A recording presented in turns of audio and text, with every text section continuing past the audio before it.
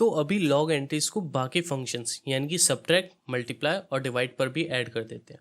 और इसके लिए हम इस कोड को कॉपी करके बाकी दूसरे फंक्शंस के अंदर ऐड कर देते हैं और फिर ऑब्जेक्ट के ऑपरेशन प्रॉपर्टी की वैल्यू को रेस्पेक्टिव फंक्शन के अंदर चेंज कर देते हैं। फॉर एग्जांपल सब्ट्रैक्ट के अंदर सब्ट्रैक्ट, मल्टीप्लाई के अंदर मल्टीप्लाई एटसेट्रा। लेकिन यहाँ पर हम कोड को डुप्लीकेट कर रहे हैं। नाउ इन सारे फंक्शन के अंदर एक चीज़ कॉमन है और वो है create and right output function, जिसे हम सारे फंक्शंस के अंदर कॉल कर रहे हैं।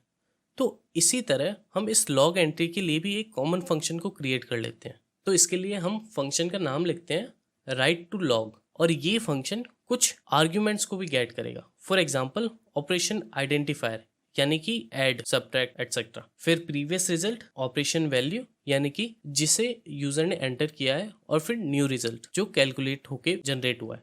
इन आर्ग्यूमेंट्स की नेम्स थोड़े ज़्यादा बड़े हैं तो हम इनको मल्टीपल लाइंस के अंदर स्प्लिट कर देते हैं। तो इस फंक्शन के अंदर हम सेम इस कोड को कॉपी पेस्ट कर देते हैं और फिर इन वैल्यूज़ को इनकी रेस्पेक्टिव आर्ग्यूमेंट से रिप्लेस कर देते हैं।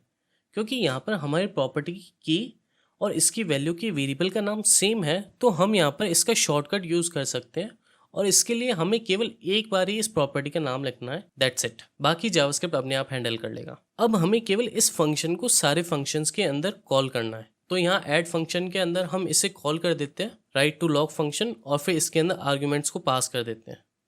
फिर सेम इसी चीज़ को हम बाकी फंक्शंस के अंदर भी ऐड कर देते हैं, फॉर एग्जांपल सब्ट्रैक्ट, मल्टीप्लाई और डिवाइड के अंदर। तो अब हम इस राइट टू लॉग फंक्शन को रीयूज कर रहे हैं अलग अलग डायनेमिक डेटा के साथ, यानी कि यहाँ पर हम कोड को कॉपी पेस्ट नहीं कर रहे हैं। अब इससे हम टेस्ट कर लेते हैं। फाइल को सेव और पेज को रीलोड करके 5 को ऐड करते हैं तो हमें कंसोल के अंदर जो एरे प्रिंट हो रहा है उसके अंदर हमारा लॉग मिलेगा जिसके ऑपरेशन की वैल्यू ऐड है। और अगर अब हम इसे 10 से मल्टीप्लाई करते हैं तो हमें एरे के अंदर एक और न्यू ऑब्जेक्ट मिलेगा जिसकी ऑपरेशन की वैल्यू मल्टीप्लाई है। और इसी तरह से डिवाइड और सब्ट्रैक्ट के साथ भी परफेक्टली वर्क कर रहा है।